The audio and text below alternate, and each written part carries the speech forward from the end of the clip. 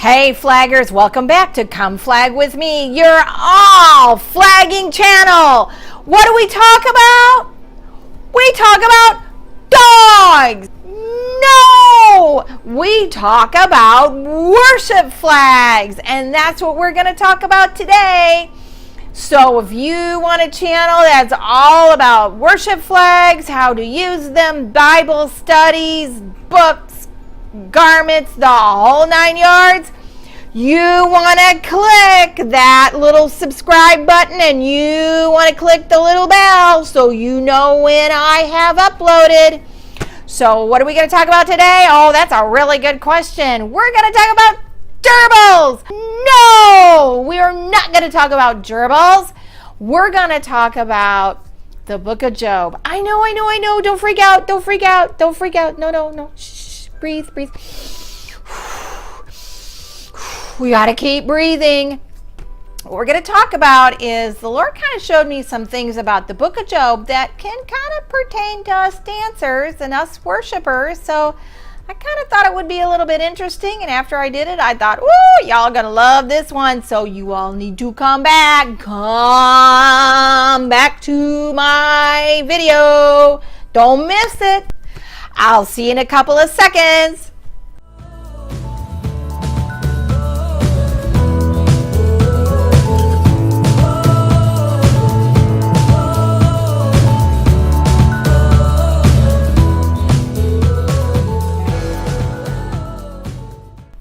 Hey flaggers, welcome back. Okay, the book of Job. I know, book of Job. Oh, suffering, patience. Oh no, there's so much more in there for worship dancers. This is what we're going to talk about. Okay, you ever read the first chapter of Job? I love the first chapter of Job. And by the way, just so y'all know, I love the book of Job. I think it's amazing. It's an incredible book. So what does the book of Job say? You ever wonder about that first chapter? Let's read that first chapter, shall we? I just want you guys just to hear this. So let's go to Job 1. Okay, Job 1 starts out. Here's little Job, he's just chilling at home, wondering what the kids are doing. Now, his kids were grown. They're talking about probably 30-year-old kids who would, 25-year-old, 30-year-old having a 3-day party. Okay, I really don't want to know what you're doing at that 3-day party, and he's having to do sacrifices for everybody, we don't really want to know what y'all are doing at the 3-day party. And, I used to party before I got saved, and we're not going to talk about that. But he comes along, Job's doing the offerings, and then we switch the scenes. We kind of see God's addressing all of the angels. And in Job 1,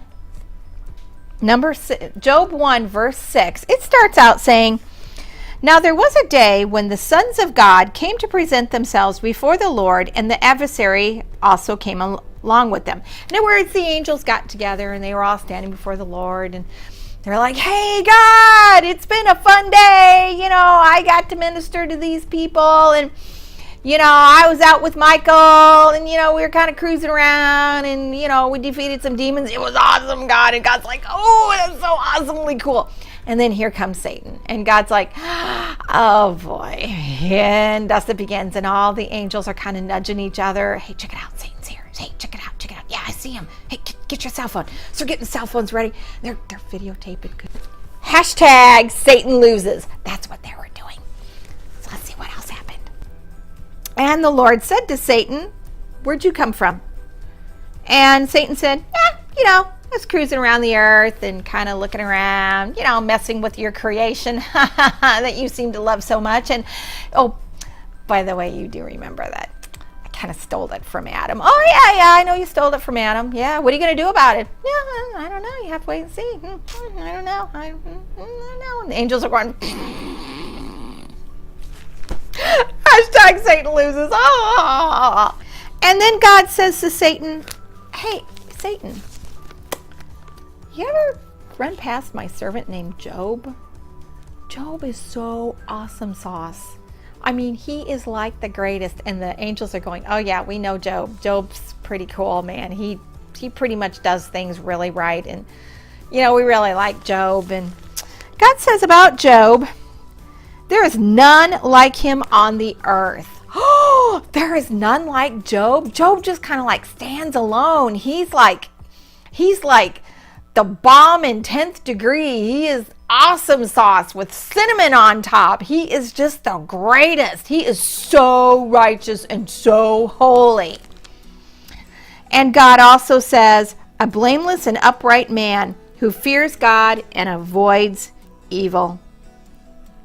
And Satan says, yeah, okay, whatever. Yeah, your little pet project, your little pet creature, Job. Yeah, okay, God, whatever. And then he says, has Job feared God for nothing? Have you not made a hedge around him, around his household, and around all that he has on all sides? You have blessed the work of his hands, and his possessions have increased in the land. But stretch out your hand now and touch all he has, and he will curse you to your face. You know what, God? You think your little pet Job is just so sweet and so nice. And oh yeah, look at little Joby. We just love little Joby. He's just you take that little hedge that you put around him, and I will make him spit in your face. And God's like, you do not know my servant Job. Okay, go ahead. You do whatever you want. I'm gonna make that little hedge fall. You do whatever you want to Job, but you need to be careful.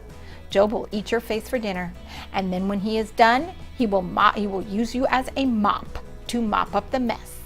There will be nothing left of you.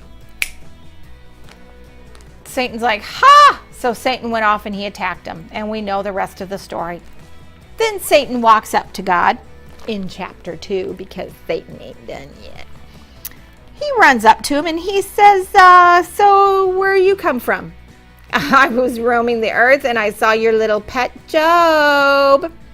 And God says, talking about Job, what do you think of Job? He's pretty awesome, don't you think? Have you considered my servant Job, that there is none like him on all the earth? God is still standing on that.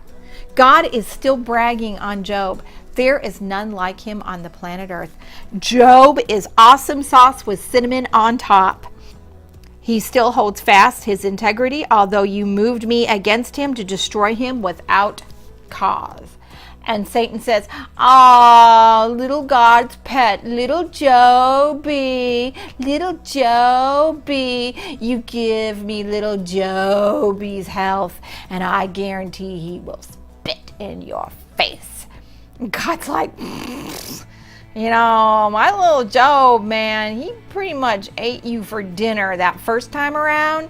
You really want a round 2 with my little Job? Yeah, okay, fine. You could put sickness on him, but you do not touch his life.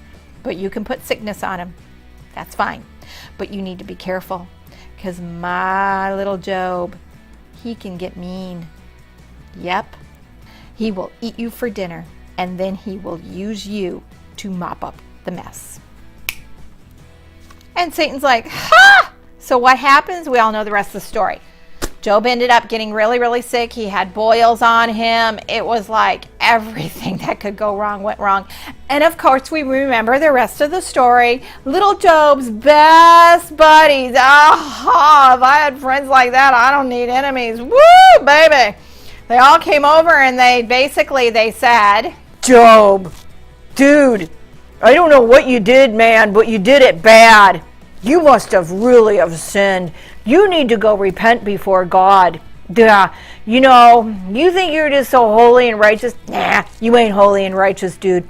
You need to go back and you need to go talk with God, and you need to do at least 100 sacrifices because, dude, you did something bad. And Job is sitting there saying, I didn't. I don't recall doing anything bad. And then, of course, we have another friend. You're a wizard, Harry! No, this is the wrong story. No wizard, no. I know you did something wrong, Job. I know you did, man. Did you curse? Okay, let's go. Okay, let's think through this, Job. Think about every wrong thing that you have done for the last, let's say, 100 years of your life. Did you look at a woman wrong? Did you talk to a woman wrong? Did you forget to do something? There had to have been something that you did wrong, Job. You need to figure out what it is. And Job is saying, no, I don't think, no, I can't, no. And then there was the wife. Oh, yes, wives. Yes, sometimes us women can be a little bit mean. There was the wife. Job, honey, I know you did something wrong. You should just curse God and die. Just do us all a favor. Just die. You know what? You're embarrassing to me. Oh my God. Now you're taking my good china and scraping your boils. Oh my gosh. Just curse God and die. And Job is saying, no,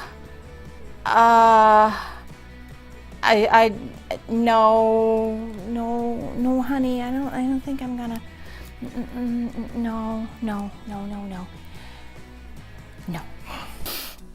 But then Job says something that's kind of like tucked in between Job presenting his cause and, kind of saying, God, why me?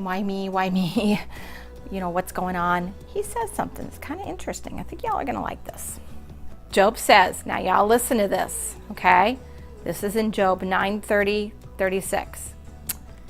Even if I were to wash myself with soap and clean my hands with lye, L-Y-E, basically soap, you would plunge me into a muddy ditch and my own filthy clothing would hate me. That's kind of bad when your clothes hate you. My clothes have never hated me, but apparently his clothes hated him.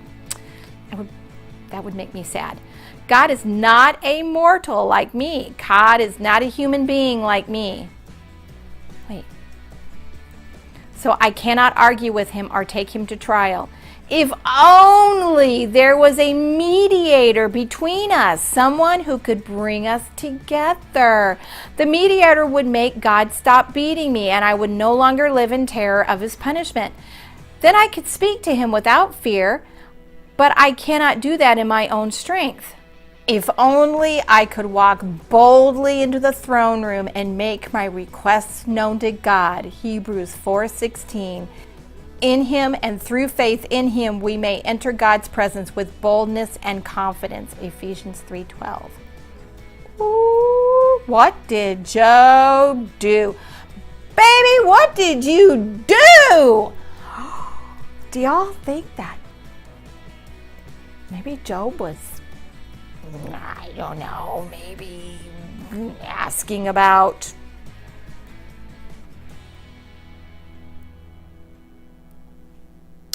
Jesus? Ooh,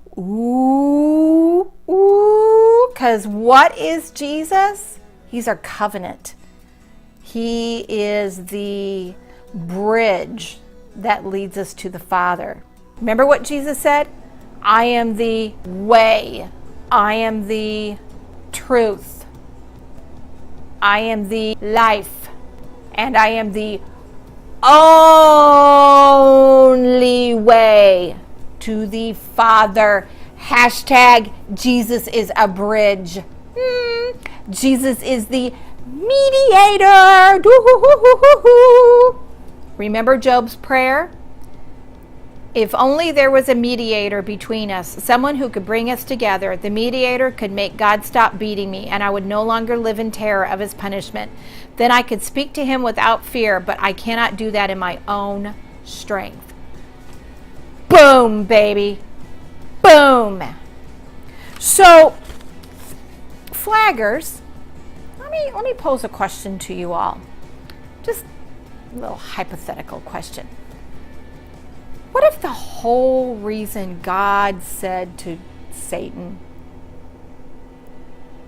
you can have Job, was because God trusted Job?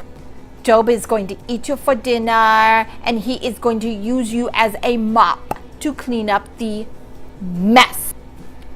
And Satan, being the little prideful creature that he is, walked right into God's plan. Boom, baby. What if all that stuff happened to Job because God needed somebody to pray for a mediator?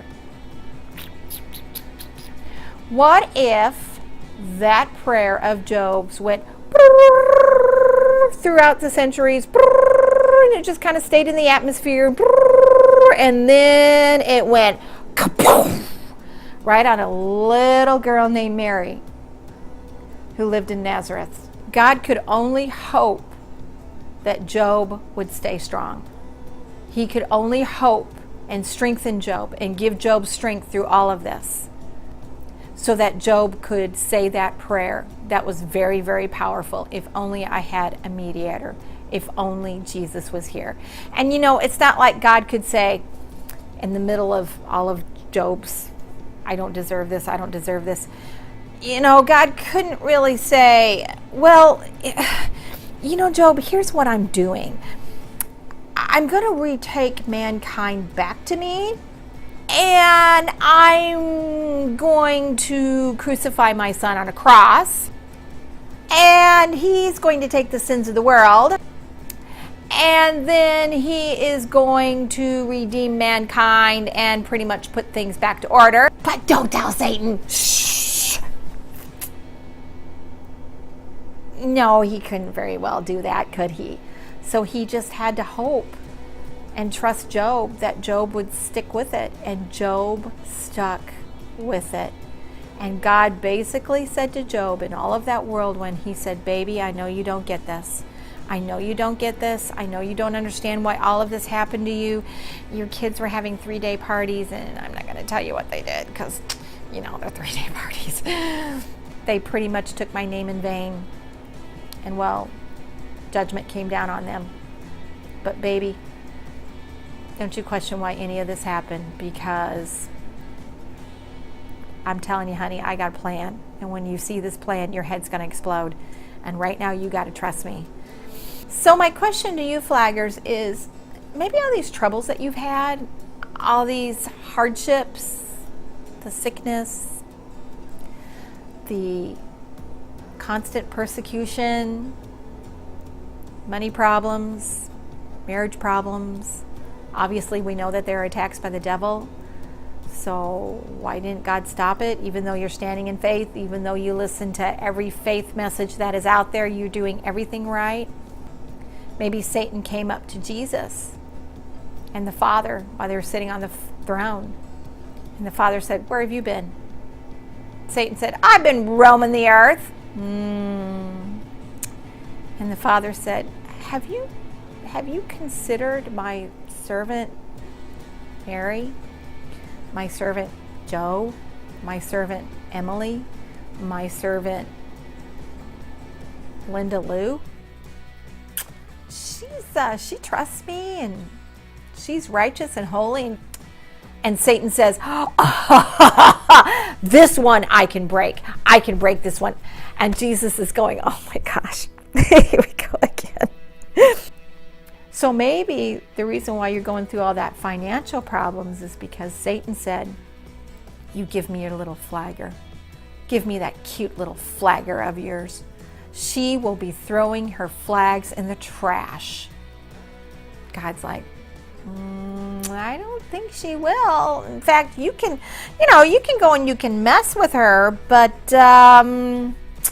you kind of might want to realize that, she's been standing in faith a lot, and she knows how to use my word, and she kind of pretty much knows how to use those flags. And, she may take those flags and stick them right straight through you and have you hanging off of them and flap it in the wind like her own little flag. But, if you want to take a chance, you knock yourself out.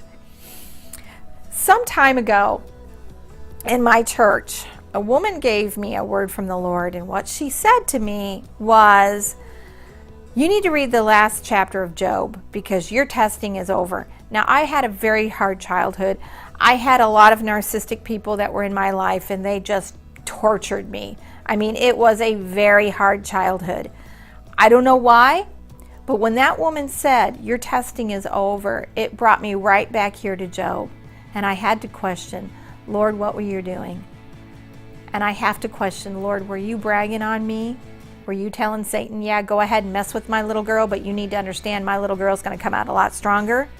But you better be careful, because she might just eat your face and then use you to mop up the mess, which is basically what I did. And Satan says, you know what? You let me touch her marriage and I guarantee she will fall apart. And Jesus is like, oh. Notice the last chapter in Job. It says that God restored all things to Job, and Job is mentioned several times in the Bible. He's also in the Islamic Quran. He's obviously in the Torah. God then turns this man that, he was a rich man. God had blessed him. He had his kids and all, but he was basically a nobody. He wasn't anybody important. God then turns this non-Levitical priest, because he was a priest. He became a priest, but he wasn't of the Levites. And he turned him into a priest. And he said, okay, I want you to pray for your friends so that I can forgive them. Okay, God, but I'm not a priest. I know, honey. Just do it anyway. Okay. And he's like, okay, God. So he made sacrifices and he prayed for his friends. And then he lived his life. And he never knew why. He never knew why these things happened to him. But I believe that what happened to Job is he died and he went to that place where the good people went in the Old Testament, and he was snuggled up against Abraham's bosom like Jesus talked about. And one day, the doors crashed open and there stood Jesus. And I believe that Jesus went up to Job, and I think that he said, dude, you prayed for me. You prayed me in, man. You prayed me in. People know about you. People are going to know about you forever. I'm going to make sure your name is in that Bible. So what I'm saying, gang, is that God gave Job that little peek hole. And in the book of Hebrews, it talks about people that were given a little peephole into heaven. And they were like, oh, what is that? What is that? Oh, what is that? What's that? Oh, a mediator? Oh, I want to see the mediator. Nope, sorry, honey, that's all you get to see. So maybe the next time when your life seems to be falling apart, you can't figure out why God's allowing this, and